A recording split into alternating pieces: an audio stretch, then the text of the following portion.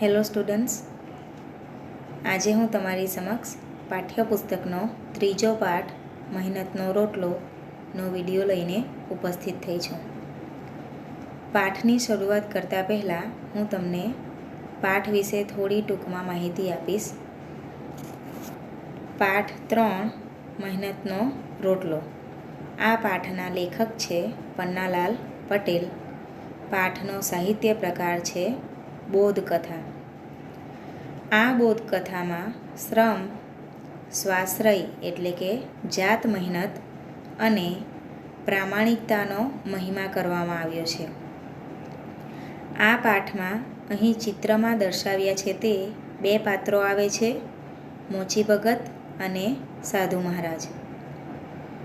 એકવાર સાધુ મહારાજ મોચી ભગતને પોતાના પગરખાં સીવડાવવા આપે છે, જે મોચી ભગત એમને એમના કહ્યા સમય મુજબ એટલે કે સમયસર સીવી આપે છે. તો સાધુ મહારાજ મોચી ભગતની પ્રામાણિકતા અને સત્યનિષ્ઠાથી ખુશ થઈને પોતાની પાસે રહેલા પારસમણીથી મોચી ભગતના બધા ઓજારોને સોનાના બનાવી દે છે. પણ મોચી ભગત મફતનું સ્વીકારવાની સ્પષ્ટ ના પાડી દે છે. તો આમ આ પાઠમાં મોચી ભગતના પાત્ર દ્વારા આપણને શ્રમ, સ્વાશ્રય અને પ્રામાણિકતાનો બોધ મળે છે. તો જોઈએ બોધકથા મહેનતનો રોટલો. કાશી નગરીમાં એક મોચી રહેતો હતો. તે બહુ પ્રામાણિક હતો. કાશી નામના નગરમાં એક મોચી રહેતો હતો, જે ખૂબ જ પ્રામાણિક હતો પોતાના કામ પ્રત્યે. સંતોષી પણ એટલો. એ જે રીતે જીવન જીવતો હતો અને જે કામ કરતો હતો એનાથી એને પૂરેપૂરો સંતોષ હતો. એટલે કે કોઈ પણ જાતના લોભ કે લાલચ એના મનમાં હતા નહીં. એકવાર એક સાધુ આવી મોચીને પૂછવા લાગ્યા, મોચી ભગત, મારા પગના પગરખાંનું શું પડે? એકવાર એક સાધુ મહારાજ મોચી ભગતની દુકાને આવે છે અને એમને પૂછે છે કે મોચી ભગત, મારા પગના પગરખાંનું શું પડે? એટલે મારા પગના પગરખાં કેટલા પૈસાના, કેટલા રૂપિયાના થશે? મોચીએ કહ્યું, મારી પાસે સીવેલા તૈયાર નથી મહારાજ. શું કહે છે? કે મારી પાસે પગરખાં સીવેલા તૈયાર નથી. સાધુ કહે, સીવી દો તો શું લો? પાછા પૂછે છે સાધુ મહારાજ કે જો સીવી આપો પગરખાં તો કેટલા રૂપિયા લેશો? મોચીએ કહ્યું, 1.5 રૂપિયો. મોચી કહે છે કે 1.5 રૂપિયો લેવા. સાધુને નવાઈ લાગી. સાધુને ખૂબ જ આશ્ચર્ય થયું. બીજાઓએ 2 રૂપિયા દેખાડ્યા હતા. બીજા મોચીઓએ તો પહેલાં 2 રૂપિયા કહ્યા હતા, પછી ઘટાડીને 1.5 રૂપિયા સુધી આવ્યા હતા, પછી ભાવ ઘટાડીને 1.5 રૂપિયા કહેલા. પણ આણે તો મૂળમાં જ 1.5 રૂપિયો કહ્યો. સાધુ મહારાજ વિચારે છે કે બીજા મોચીઓએ તો પહેલાં 2 રૂપિયા કહ્યા ને પછી ભાવ કર્યો ત્યારે 1.5 રૂપિયા પર આવ્યા, જ્યારે આણે તો આ મોચીએ તો સીધો જ મને 1.5 રૂપિયો કહ્યો. સાધુએ પૂછ્યું, 1.5 તો કહેવાના, પણ લેવાના કેટલા? સાધુ ફરી પાછા એમાં પણ ભાવ કરાવવા જાય છે. શું કહે છે કે 1.5 રૂપિયો તો તમારો કહેવાનો, પણ લેવાના કેટલા? આગળ જોઈએ. મોચી સાધુ સામે જોઈ હસવા લાગ્યો. મોચી સાધુ સામે જોવા લાગ્યા ને હસવા લાગે છે. તેણે કહ્યું, જે કહેવાના એ લેવાના મહારાજ. આપની ઈચ્છા હોય તો બનાવું. શું જવાબ આપે છે મોચી? કે હું તો જે કહું છું એ જ લઉં પણ છું. ભાવ તમને જે કહું છું 1.5 રૂપિયા કહ્યા તો હું 1.5 રૂપિયા જ લઈશ. એમાં એક પણ પૈસા કે એક પણ રૂપિયો એમ તેમ કરીશ નહીં. જો તમારી ઈચ્છા હોય બનાવવા આપવાની તો હું તમને પગરખાં બનાવી આપું. સાધુએ કહ્યું, અચ્છા બનાવો, ક્યારે આપશો? એ સમયની અવધિ પૂછે છે કે કેટલા સમય સુધીમાં મને તમે બનાવી આપશો? મોચી બોલ્યો, પરમ દિવસે આ વખતે. શું કહે છે કે પરમ દિવસે આ જ વખતે આવજો એટલે તમારા પગરખાં તમને સીવી આપીશ, બનાવીને આપી દઈશ, તૈયાર કરી દઈશ. સાધુ કહે, જરૂર હોં, મારે પરમ દિવસે સાંજે જવું છે, માટે ઢીલ ન થાય. સાધુ શું કહે છે કે જરૂર બનાવી આપજો હો સમયસર, મારે પરમ દિવસે સાંજે આ ગામથી જવું છે, એટલે મને મોડું ન થાય, ઢીલ ન થાય, એટલે કે મોડું ન થાય. મોચી કહે, જાઓ કે ન જાઓ, પરમ દિવસે તમને આ વખતે જરૂર મળી જશે. શું કહે છે મોચી ભગત સાધુ મહારાજને? તમે પરમ દિવસે અહીંથી જાઓ કે ન જાઓ, પણ પરમ દિવસે તમને મેં કહ્યા સમય પ્રમાણે તમારા પગરખા તમને સીવીને આપી દઈશ. પણ સાધુને મોચીના વાયદામાં જરા પણ વિશ્વાસ ન હતો. પણ સાધુને, પેલા સાધુ મહારાજને મોચી ભગતે જે વાયદો એટલે કે જે મુદત આપી હતી સમયની, તેમાં થોડો પણ વિશ્વાસ હતો નહીં. એમને એવો વહેમ હતો કે જો કદાચ એમણે એ ભૂલી ગયા અને સીવી નહીં આપ્યા તો મને સમયસર. બીજા દિવસે વળી એણે મોચીને ત્યાં આંટો માર્યો, એટલે ફરી પાછા એકવાર આવીને તપાસી જોયું મોચી ભગતને ત્યાં બીજા દિવસે કે સીવે છે કે નહીં મોચી ભગત, એ જોવા માટે. મોચીને પૂછ્યું, મોચી ભગત કેટલે આવ્યું આપણું કામ? આવીને પૂછે છે કે મારા પગરખા સીવાનું કામ કેટલેક આવ્યું? મોચીએ કહ્યું, બેફિકર રહો મહારાજ, વાયદો નહીં ચૂકું. મોચી શું કહે છે કે તમે કોઈ પણ જાતની ચિંતા રાખો નહીં, નચિંત રહો. બેફિકર એટલે નચિંત. વાયદો નહીં ચૂકવું એટલે મેં તમને જે મુદત આપી છે એ હું ચૂકીશ નહીં, તમને સમયસર તમારા પગરખા સીવી આપીશ. છતાંય સાધુને શાંતિ ન વળી, છતાં પણ સાધુને થોડી પણ શાંતિ વળી નહીં. એમને શંકા હતી કે કદાચ મોચી ભગતે સમયસર સીવી ન આપ્યા તો ત્રીજા દિવસે સવારમાં વળી સાધુને વિચાર આવ્યો, લાવને જરા મોચીને ત્યાં આંટો મારું. ફરી પાછો ત્રીજા દિવસે વિચાર આવે છે સાધુ મહારાજને કે લાવને મોચીને ત્યાં આંટો મારી આવું, એ પગરખા સીવવાનું એણે શરૂ કર્યું કે નહીં, મને સીવી આપશે કે નહીં. પણ આ વખતે તો મોચીએ સાધુની કિંમત કરી, એટલે બરાબર સાધુનું માપ એણે કાઢી લીધું કે એ કેવા છે. તો શું જવાબ આપે છે જુઓ. તેણે કહ્યું, મહારાજ તમને માણસ પારખતા નથી આવડતું. શું કહે છે? પારખતા એટલે કે ઓળખતા. હે સાધુ મહારાજ, તમને માણસોને ઓળખતા આવડતું નથી. આખી દુનિયા જૂઠું બોલે છે એમ જ તમે માનો છો.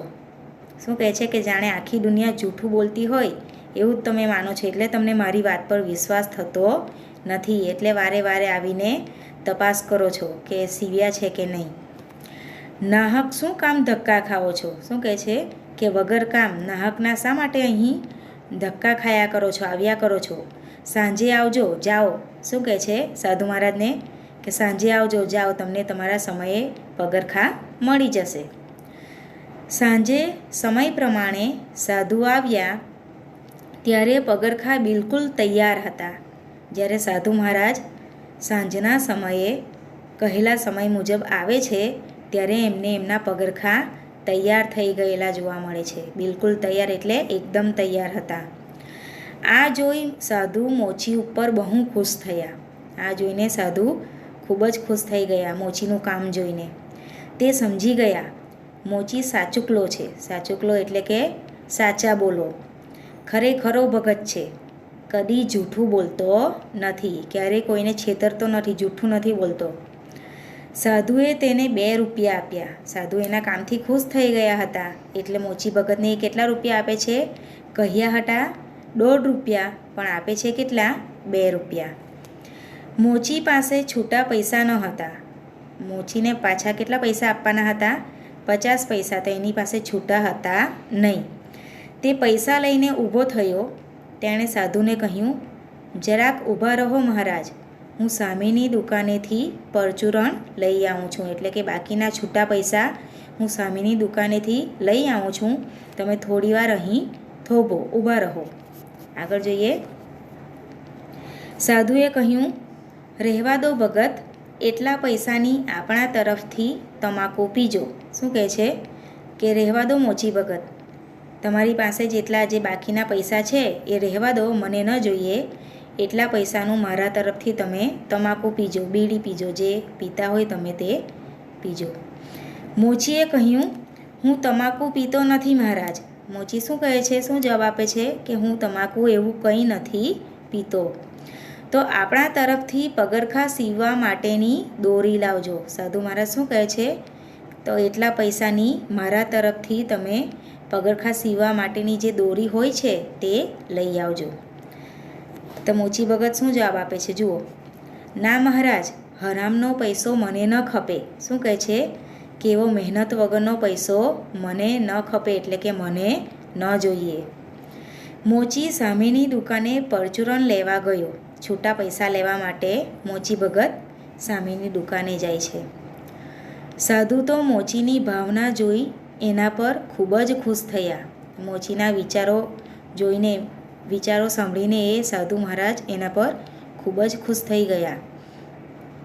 તેમણે હળવેક રહીને જોડીમાંથી પારસમણી કાઢ્યો. પોતાની પાસે રહેલી કપડાની જે પેલી ખભે એ લોકો લગાવે ને એ જોડીમાંથી એમણે હળવેક રહીને એટલે કે ધીમે રહીને પારસમણી કાઢ્યો.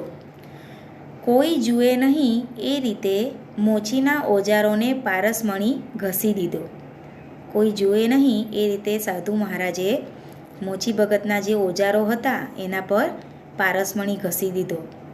બધા ઓજારો સોનાના થઈ ગયા. મોચી ભગતના બધા ઓજારો સોનાના બની ગયા. પછી તે મોચી પાસે ગયો. તેની પાસેથી પૈસા લેતી વખતે કહ્યું, ભગત, મુઠ્ઠી ચણાના પૈસા પણ ભિક્ષા માટે આપશો તો ઈશ્વર તમારું ભલું કરશે. શું કહે છે કે ભગત, મને મુઠ્ઠી ચણાના પૈસા પણ આપજો ભિક્ષા માટે, તો ભગવાન તમારું કલ્યાણ કરશે. મોચીએ ખિસ્સામાંથી એક સિક્કો આપતા કહ્યું, લો, એક મુઠ્ઠી ચણામાં શું થશે? એ દુકાન તરફ ચાલતો થયો. એમણે એક સિક્કો કાઢીને આપ્યો અને પછી પાછું પૂછ્યું પણ કે એક મુઠ્ઠી ચણાથી શું થવાનું તમારું? અને એવું બોલીને એ દુકાન તરફ ચાલવા લાગ્યો. એક મુઠ્ઠી ચણા તો મારી પાસે છે, એમ કહીને સાધુએ પગ ઉપાડ્યો. એટલે શું કહે છે કે ફક્ત મને એક મુઠ્ઠી ચણાના જ પૈસા જોઈએ છે, એક મુઠ્ઠી જેટલા ચણા તો મારી પાસે છે. એવું કહીને સાધુ મહારાજે પગ ઉપાડ્યો એટલે કે ઝડપથી ચાલવા લાગ્યા. મોચીએ દુકાન ઉપર આવીને જોયું તો ઓજાર બધા સોનાના. એમણે જ્યારે પોતાની દુકાન ઉપર આવ્યા અને જોયું તો પોતે જે ઓજારોથી કામ કરતા હતા એ બધા ઓજારો કેવા બની ગયા હતા? સોનાના. તે સમજી ગયો કે આ કામ પેલા સાધુનું છે. મોચીનો જીવ બળી ઉઠ્યો. એને ખૂબ જ દુઃખ થયું. જીવ બળવો એટલે દુઃખી થવું. તે નિસાસો નાખી બબડ્યો. તે ખૂબ જ દુઃખી મને બોલ્યો, આહ નાખી પોતાના મનમાંથી, અને બબડ્યો એટલે કે બોલ્યો મનોમન, અરે ભગવાન, હવે હું આ સોનાના ઓજારોથી કેવી રીતે કામ કરીશ? એ શું વિચારે છે? એવું ધનવાન બનવાનું કે પૈસાદાર બની જવાનું નથી વિચારતો. એવું નથી વિચારતો કે આ સોનાના ઓજારોને હું વેચી દઉં, એનાથી ખૂબ પૈસાવાળો બની જાઉં અને આરામથી જીવન વિતાવું. પણ શું વિચારે છે? એ તો દુઃખી થઈ જાય છે ઉલટો. શું વિચારે છે કે હવે હું આ સોનાના ઓજારોથી કેવી રીતે કામ કરીશ? તેણે ઓજારો લઈને ઘરના ખૂણામાં નાખ્યા. બેદરકારીથી બાજુમાં નાખી દીધા ઘરમાં એક ખૂણામાં બધા સોનાના ઓજારોને. પછી ઊંચે મૂકેલા ઘસાયેલા ઓજારો ઉતારી વળી પાછો કામે લાગ્યો. જે જૂના ઓજારો હતા જે ઊંચે મૂકી દીધા હતા તો તેને પાછા ઉતાર્યા અને તેનાથી ફરી પાછો પોતાના કામે લાગી ગયો. મનોમન એમ પણ કહેતો હતો કે ગમે તેમ પણ સાધુની ઈચ્છા તો આપણને સુખી કરવાની જ હતી. પાછો મનોમન એમ પણ વિચારે છે કે ગમે તે હોય પણ સાધુ મહારાજની ઈચ્છા તો મને સુખી કરવાની જ હતી ને, એવું પણ વિચારે છે પાછો. બિચારાએ 12 મહિના મજૂરી કરી ત્યારે માંડ માંડ નવા ઓજાર વસાવી શક્યો. 12 મહિના સુધી મજૂરી કરી એટલે ખૂબ મહેનત કરીને કામ કર્યું ત્યારે ફરી પાછા એ નવા ઓજારો વસાવી શક્યો, એટલે કે મેળવી શક્યો, ખરીદી શક્યો. એકવાર તે ભજન ગણગણતો એટલે કે મનમાં અને મનમાં ધીમે ધીમે ભજન ગાતો નીચી નજરે સીવતો હતો. નીચી નજરે પગરખાં સીવતો હતો. ત્યાં એના કાને કોઈકનો અવાજ પડ્યો. ત્યાં એને પોતાના કાને કોઈકનો અવાજ પડવો એટલે કે અવાજ સંભળાવો. કેમ છો મોચી ભગત? એને કોઈકનો અવાજ સંભળાયો પાછળથી કે કેમ છો મોચી ભગત? આગળ જોઈએ. મોચીએ જોયું તો એ પેલા જ સાધુ હતા. મોચીએ ઉપર મોં કરીને જોયું તો એ પેલા જ સાધુ હતા. તેણે સાધુને કહ્યું, ઓજાર બગાડી ગયા હતા એ જ ને તમે સાધુ મહારાજ? શું કહે છે કે મારા ઓજારો જે બગાડી ગયા હતા એ જ ને તમે સાધુ મહારાજ? એ ઓળખી ગયા મોચી ભગતને, સાધુ મહારાજને. સાધુને નવાઈ લાગી. એમને તો હતું પોતાને ઓળખતા જ મોચી ભગત પગે પડશે, માન પાન કરશે અને ઘણો બધો આભાર માનશે. શા માટે? કારણ કે પેલા ઓજારો જે સોનાના બનાવી દીધા હતા તો એના લીધે સાધુને મનમાં એવું હતું કે મોચી ભગત તો એને ઓળખતાની સાથે જ એમના પગે પડી જશે, એમને માન પાન આપશે, આવકાર આપશે અને ખૂબ આભાર માનશે.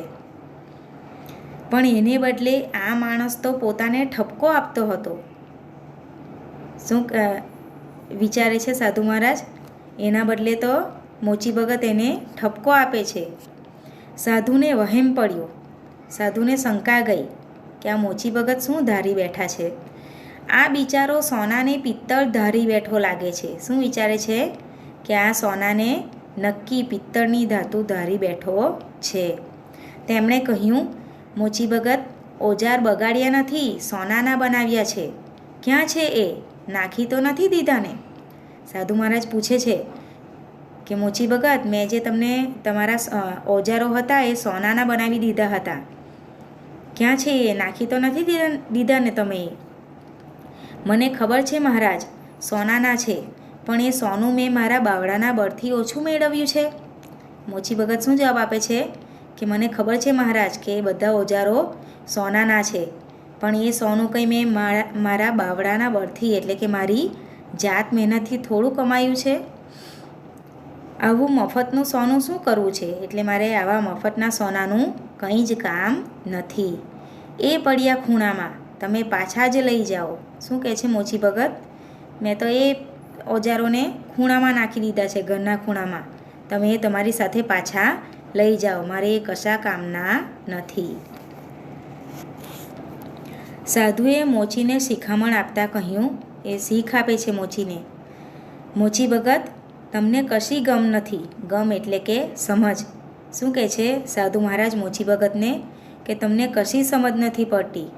સોનું વેચીને પૈસા બનાવો ને મજા કરો. શું કહે છે કે મેં જે ઓજારો સોનાના બનાવી દીધા છે તેને વેચી નાખો અને એનાથી પૈસા મેળવો અને મજા કરો. આ કાચી દુકાનને પાકી કરો. આ તમારી જે કાચી દુકાન છે એને પાકી, સુંદર અને મોટી બનાવી દો. કામ કરનાર માણસો રાખો, કામ કરવાવાળા માણસો રોકો.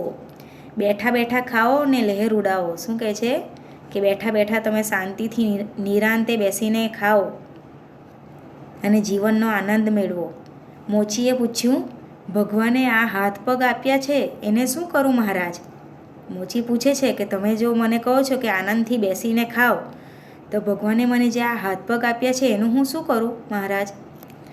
નવાઈ ભરી આંખે સાધુ તો મોચી ભગત સામે તાકી જ રહ્યા.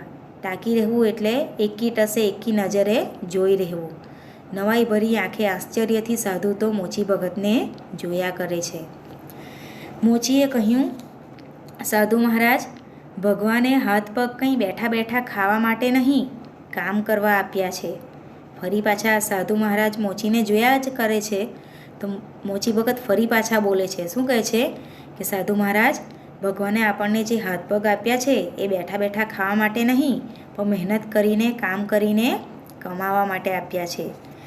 આ સાંભળી સાધુ બોલ્યા, મોચી ભગત, સાચી વાત છે, ભગવાને કામ કરવા જ હાથ પગ આપ્યા છે. હવેથી હું પણ હાથે કમાઈને જ ખાઈશ ને તમારા જેવો જીવનનો સાચો આનંદ મેળવીશ. સાધુ મહારાજે પણ પછી સ્વીકારી લીધું. શું કહે છે કે મોચી ભગત, તમારી વાત સાચી છે, ભગવાને આપણને જે હાથ પગ આપ્યા છે તે બેઠા બેઠા ખાવા માટે નહીં, પણ કામ કરવા માટે આપ્યા છે. હવેથી હું પણ તમારી જેમ હાથેથી કમાઈને એટલે કે જાત મહેનત કરીને જ ખાઈશ અને તમારા જેવો જીવનનો સાચો આનંદ મેળવીશ, સાચું સુખ મેળવીશ. આગળ જોઈએ. સાધુ કોઈ ઊંડા વિચારમાં પડી ગયા હતા. એ વિચારવા લાગ્યા, ખૂબ જ વિચારમાં પડી ગયા. પોતાના કામે વળતા મોચીએ સાધુને પૂછ્યું. મોચી તો વાત કરતાં કરતાં ફરી પાછા પોતાના કામે વળગવા લાગ્યા ત્યારે ફરી પાછા એ સાધુને પૂછે છે, કેમ મૂંગા થઈ ગયા? શું પૂછે છે કે કેમ તમે એકદમ ચૂપ થઈ ગયા, કેમ કંઈ બોલતા નથી? સાધુએ કહ્યું, હું મૂંગો નથી થઈ ગયો, વિચારમાં પડી ગયો છું. શું કહે છે કે હું મૂંગો નથી થઈ ગયો પણ કંઈક વિચાર કરું છું. શા વિચારમાં પડી ગયા છો મહારાજ? શું કહે છે? મોચી ભગત પૂછે છે કે કયા વિચારમાં પડી ગયા છો તમે? મેં તમને કહ્યું એ ખોટું છે? શું કહે છે કે મેં તમને જે કહ્યું કે હાથ પગ આપણને ભગવાને બેઠા બેઠા ખાવા માટે નહીં પણ કામ કરવા માટે આપ્યા છે, મહેનત કરવા માટે, તો એ જે મેં તમને કહ્યું એ કંઈક ખોટું કહ્યું, ખોટું બોલ્યો હું? ત્યારે સાધુ મહારાજ શું કહે છે? જુઓ, તમારી વાત નથી, મારી વાત છે. શું કહે છે સાધુ? કે હું તમારા વાતનો વિચાર નથી કરતો, તમારી વાતનો વિચાર નથી કરતો, પણ હું મારા માટે વિચારું છું. સાધુએ મોચી સામે ગંભીર ભાવે જોઈને કહ્યું, ખૂબ જ ગંભીરતાથી જુએ છે સાધુ મોચી ભગત સામે, અને પછી કહે છે, હું પણ નાનું મોટું તપ તો કરું છું, એટલે કે ભગવાનનું નામ લઈને જાપ તો કરું છું, તપ તો કરું છું. જેમ મારી પાસે સોનું બનાવવાનું સાધન છે, છતાં મેં એનો ઉપયોગ મારી જાત માટે કદીએ કર્યો નથી. એટલે શું કહે છે સાધુ મહારાજ? હું નાનું મોટું તપ કરું છું, મારી પાસે એવી સિદ્ધિ પણ છે, પારસમણી છે, જેનાથી હું લોખંડની વસ્તુઓને પારસમણી ઘસીને સોનાના બનાવી દઉં, પણ એનો મેં ઉપયોગ મારી જાત માટે ક્યારેય કર્યો નથી. ભિક્ષા માંગીને પેટનો ખાડો પૂરું છું. પેટનો ખાડો પૂરવો એટલે શું? જીવન નિર્વાહ ચલાવવો કે જીવન જીવવું. શું કહે છે કે હું ભિક્ષા માંગીને મારું જીવન વિતાવું છું. પણ આજે તારી આ ભિક્ષાનો જે ગર્વ મારામાં હતો તે પણ ગાળી નાખ્યો, કે તારી આ વાતે, તે જે મને મહેનતની વાત કરી, એનાથી ભિક્ષા માંગવાનો જે ગર્વ એટલે કે અભિમાન હતું મને, તે પણ તે આજે ઓગાળી નાખ્યું, એટલે કે મટાવી દીધું, કાઢી નાખ્યું. આજથી તમે મારા ગુરુ. સાધુ મહારાજ શું કહે છે મોચી ભગતને? કે આજથી તમે મારા ગુરુ, તમારા વિચારોને હું મારા જીવનમાં અપનાવીશ. કયો વિચાર? મહેનતુપણાનો, પ્રામાણિકતાનો, સત્યનિષ્ઠાનો. ને આજથી હું તમારો આ દાખલો યાદ કરીને, આ દાખલો એટલે કે જે કંઈ ઘટના, આ પ્રસંગ બની ગયો તે યાદ કરીને મારા ગર્વને ધોતો રહીશ. એટલે કે હું નિરાભિમાની બની જઈશ, મારા અભિમાનને કાયમને માટે દૂર કરી દઈશ. મોચી કામ કરવું ભૂલી ગયો અને સાધુની પીઠ પાછળ જોતો જ રહ્યો.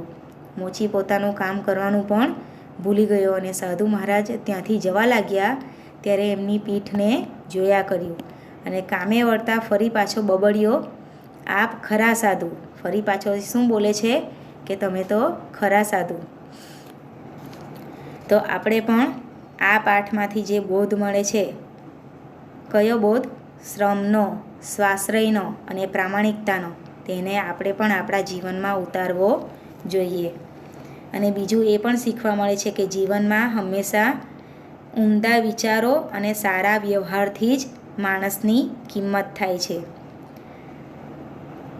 કોઈ સરળ રસ્તો અપનાવીને, એટલે કે મહેનત કર્યા વિના કંઈક મેળવવા કરતાં મહેનત કરીને મેળવવાથી જ જીવનનો સાચો આનંદ મળે છે અને જીવનનું સાચું સુખ મળે છે. આશા રાખું છું કે તમને આ પાઠમાં સમજ પડી ગઈ હશે. તો આગળ જોઈએ આપણે એના શબ્દો. પાઠમાં જે અઘરા શબ્દો આવે છે, પહેલો શબ્દ છે પ્રામાણિક, બીજો છે સંતોષી, સાધુ, દોઢ, રૂપિયો, વિશ્વાસ, આટો, બેફિકર, કિંમત, દુનિયા, જૂઠું, ધક્કા, બિલકુલ, સાચુકલો, પરચુરણ, પારસમણી, ઓજાર, સિક્કો, નિશાસો, મહિના, પિત્તળ, શિખામણ, મૂંગા, ગંભીર, ગર્વ, સોનું અને છેલ્લો શબ્દ છે મુઠ્ઠી. આગળ શબ્દ સમજૂતી, એટલે કે શબ્દોના અર્થ લખવાના છે આપણે. પહેલો શબ્દ છે પગરખાં, એટલે કે પગનું રક્ષણ કરનાર. બીજો શબ્દ છે ચંપલ અથવા જોડા. હરામનો એટલે કે મહેનત વગરનો. પારસમણી એટલે લોક માન્યતા મુજબ સ્પર્શ માત્રથી લોઢાને એટલે કે લોખંડને સોનામાં બદલી નાખનાર મણી. ગમ એટલે સમજ.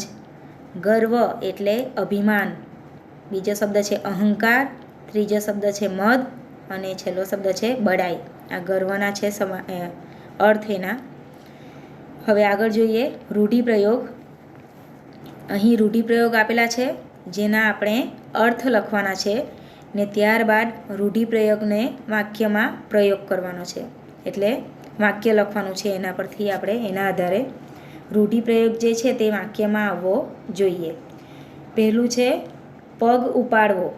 એનો અર્થ થાય ઝડપથી ચાલવું. હવે રૂઢિપ્રયોગના આધારે વાક્ય બનાવીએ આપણે. જુઓ, સાધુ મહારાજે બીજે ગામ જવા માટે પગ ઉપાડ્યો. બીજો છે રૂઢિપ્રયોગ બાવડાના બળથી. એનો અર્થ થાય જાત મહેનતથી. હવે એના આધારે વાક્ય મોચી ભગતે બાવડાના બળથી નવા ઓજારો વસાવ્યા. આગળના રૂઢિપ્રયોગ જોઈએ. ત્રીજો જીવ બળવો એટલે એનો અર્થ થાય દુઃખી થવું. વાક્ય મને ગમતી પેન ખોવાઈ જતાં મારો જીવ બળી ગયો. આ રીતે તમે બીજા વાક્ય પણ પાઠ સિવાયના બીજા વાક્ય પણ બનાવીને લખી શકો, પણ એમાં રૂઢિપ્રયોગ આવવો જોઈએ. ચોથો છે રૂઢિપ્રયોગ બેઠા બેઠા ખાવું એટલે કે શ્રમ કર્યા વિના નિરાંતે ઉપભોગ કરવો. એનો અર્થ છે, હવે વાક્ય બેઠા બેઠા ખાય એવો આળસુ દીકરો મા બાપને ગમતો નથી. એનું વાક્ય છે. પાંચમો છે રૂઢિપ્રયોગ નિશાસો નાખવો એટલે કે આહ નાખવી, દુઃખી મને બોલવું. એનું વાક્ય છે ભિખારીને એક ટંકનું એટલે કે એક સમયનું પણ ખાવાનું ન મળતા તેણે નિશાસો નાખ્યો. છઠ્ઠો રૂઢિપ્રયોગ છે પેટનો ખાડો પૂરવો એટલે કે જીવન નિર્વાહ કરવો. એના આધારે વાક્ય છે. જુઓ, સાધુ મહારાજ ભિક્ષા માંગીને પેટનો ખાડો પૂરે છે, જે આપણે પાઠમાં જોઈ ગયા. સાતમો છે રૂઢિપ્રયોગ છેલ્લો ખૂણામાં નાખવું એટલે કે બેદરકારીથી બાજુમાં મૂકવું. એનો અર્થ છે, હવે વાક્ય જોઈએ. મોચી ભગતે સોનાના બની ગયેલા ઓજારોને ખૂણામાં નાખ્યા. આ પણ પાઠના આધારે છે વાક્ય. આ સિવાય તમે પાઠ સિવાયના વાક્યો પણ બનાવીને જાતે લખી શકો. હવે પાઠનું સૌથી પહેલાં તમારે નોટબુકમાં શીર્ષક આપવાનું છે. આ રીતે પાઠ 3 મહેનતનો રોટલો. પછી લેખકનું નામ લખવાનું છે પન્નાલાલ પટેલ. સાહિત્ય પ્રકાર લખવાનો છે બોધકથા. ત્યારબાદ તમારે શબ્દો એવું હેડિંગ આપવાનું છે. ત્યારબાદ આ પાઠના જે અઘરા શબ્દો છે એ લખવાના છે બધા. ત્યારબાદ આ શબ્દ સમજૂતી લખવાની છે. અને અહીં જે રૂઢિપ્રયોગ આપેલા છે 7 જેવા, તે 7 રૂઢિપ્રયોગ પણ તમારે નોટબુકમાં વ્યવસ્થિત અને સારા અક્ષરે લખવાના છે. તો આગળના વિડીયોમાં આ જ પાઠના પ્રશ્નોના જવાબ સાથે ફરી પાછા મળીશું. ત્યાં સુધી ઘરમાં રહો, સુરક્ષિત રહો. આભાર.